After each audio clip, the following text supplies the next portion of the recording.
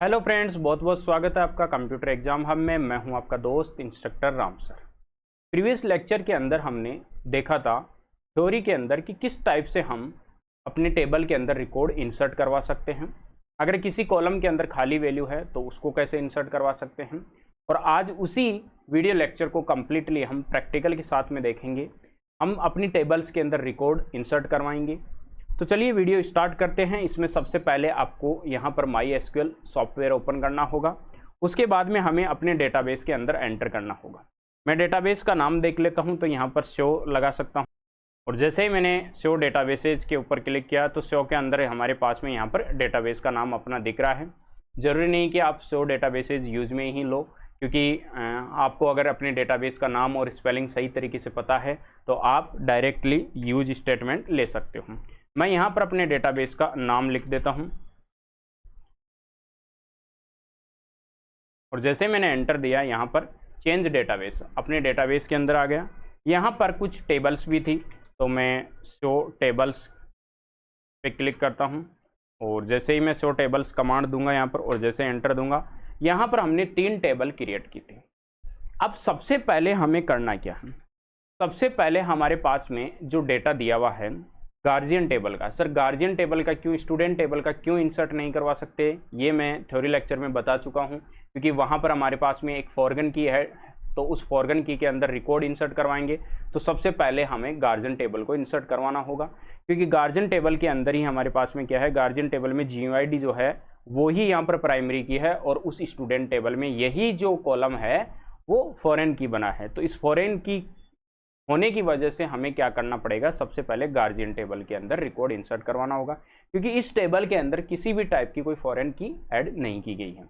तो सबसे पहला अगर इंसर्ट करवाते हैं हम रिकॉर्ड, तो उसके लिए आपको पता है इंसर्ट रिकॉर्ड के अंदर हमें एक सेंटेक्स यूज में लेना होता है और वो सेंटेक्स है इंसर्ट इनटू टेबल नेम और वैल्यूज कंप्लीटली।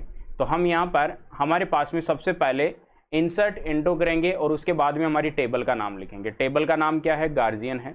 तो हम अपनी कमांड के अंदर चलते हैं और यहाँ पर आ जाते हैं और यहाँ पर सबसे पहली कमांड लिखते हैं इंसर्ट इनटू, सर कैपिटल में लिखे या स्मॉल में, दोनों में से आप किसी में भी लिख सकते हो। टेबल का नाम है हमारा गार्जियन और अब हमें क्या करना है, हमें यहाँ पर वैल्यूज़ लेनी है। तो मैं यहाँ पर वैल्यूज़ लूँगा। तो वैल्यूज़ के अंदर हमारे पास में कौन कौन सी वैल्यूज़ हैं, तो पहली वैल्यूज़ जो है हमारे पास में ये है GUID, उसके बाद में नाम है। तो पहले GUID ऐड कर लेता हूँ।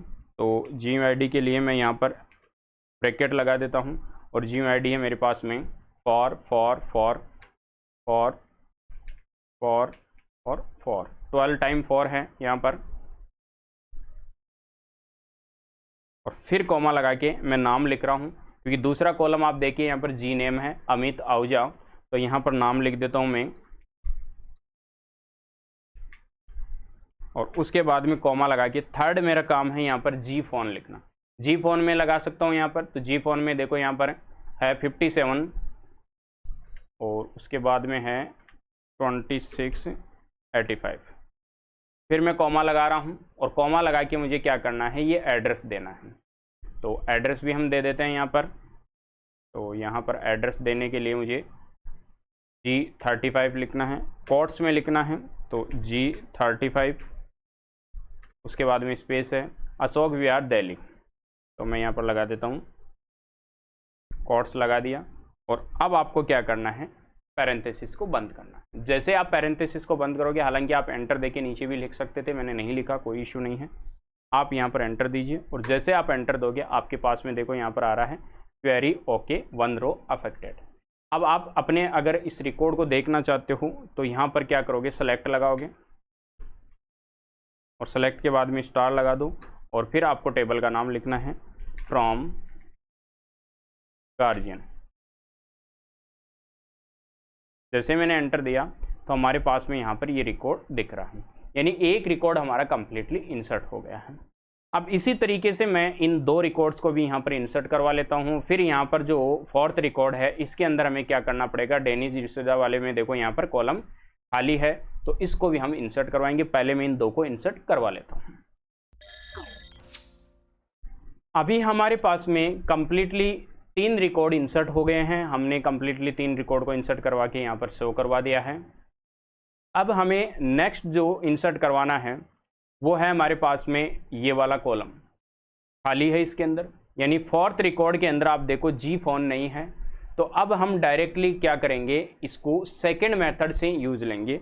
और सेकंड मेथड हमारा क्या था, इंसर्ट इंटो के बाद में आपको कॉलम्स के नाम लिखने होंगे। सबसे पहले आपको इंसर्ट इंटो लगाना पड़ेगा, फिर टेबल का नाम लिखना पड़ेगा, फिर कॉलम्स के नाम लिखने पड़ेंगे। यानी कॉलम्स का नाम, पहला कॉलम, दूसरा, जो भी कॉलम्स आप लगा रहे हो। तो हमारे पास में GUID है, जी नेम है और जी एड्रेस है। जी फोन नहीं है तो उसको छोड़ देंगे और फिर वैल्यूज़ लगा के उन सबकी वैल्यूज़ लिखेंगे।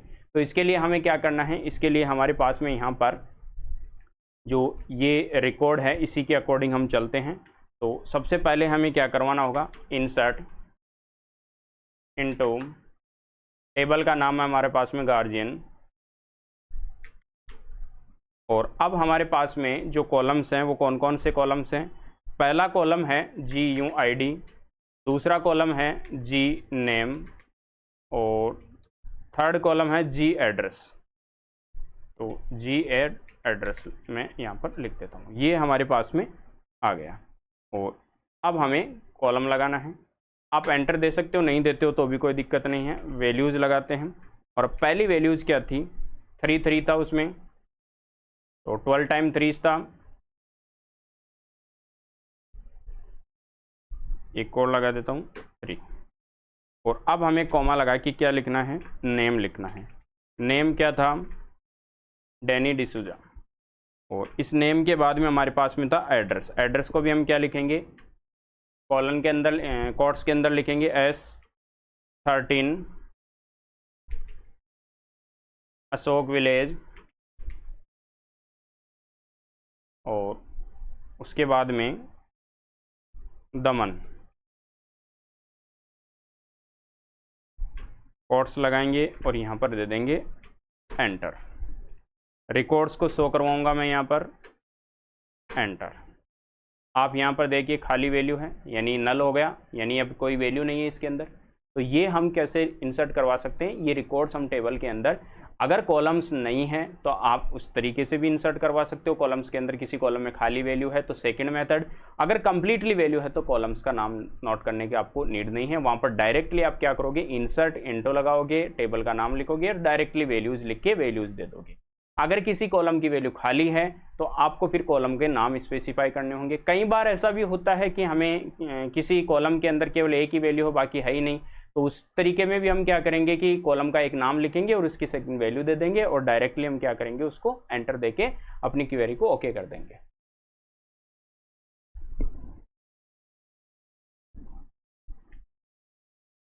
अब इसी टाइप से हम क्या करेंगे, ये वाला रिकॉर्ड भी हम इंसर्ट करवा लेंगे। इस रिकॉर्ड को भी मैं यहाँ पर इंसर्ट करवा लेता हूँ। अब की बार जब इंसर्ट करवाऊंगा तो मेरे पास में देखो कंप्लीट रिकॉर्ड है, तो मुझे कॉलम्स के नाम स्पेसिफाई करने की ज़रूरत नहीं है, मैं डायरेक्टली यहाँ पर इंसर्ट करवा लूँगा। क्वेरी लिखने के बाद में हमें क्या करना होगा, यहाँ पर एंटर देना होगा और फिर से मैं रिकॉर्ड को डिस्प्ले करवाता हूँ। जैसे मैं डिस्प्ले कराऊंगा तो एक टेबल मेरी कंप्लीटली बन के यहाँ पर तैयार हो गई है। अब हमें क्या करना है, सेकेंड नेक्स्ट जो टेबल है उस टेबल को हम बनाएंगे। इसी टाइप से हम क्या करेंगे, इस टेबल को कंप्लीटली क्रिएट करेंगे। हमारे पास में जो टेबल थी, जो स्टूडेंट टेबल थी, उस स्टूडेंट टेबल को हम क्या करेंगे, इंसर्ट करवाएंगे। ये हमारे पास में स्टूडेंट टेबल है। स्टूडेंट टेबल में आपको ध्यान रखना है कि हमें इस रिकॉर्ड को यहाँ पर खाली छोड़ना है, ताकि हम बाद में जाके हम रिकॉर्ड को जब अपडेट करेंगे उस टाइम पे अपडेट रिकॉर्ड के साथ में इसको देखेंगे। तो अभी हम इसी टाइप से हम क्या करेंगे, कंप्लीटली स्टूडेंट टेबल को भी इंसर्ट करवा लेंगे, यानी कंप्लीटली रिकॉर्ड को इंसर्ट करवा लेंगे। आई होप ये वीडियो आपको पसंद आया होगा। अगर वीडियो पसंद आए तो वीडियो को लाइक कीजिए, शेयर कीजिए और हमारे चैनल को सब्सक्राइब कीजिए।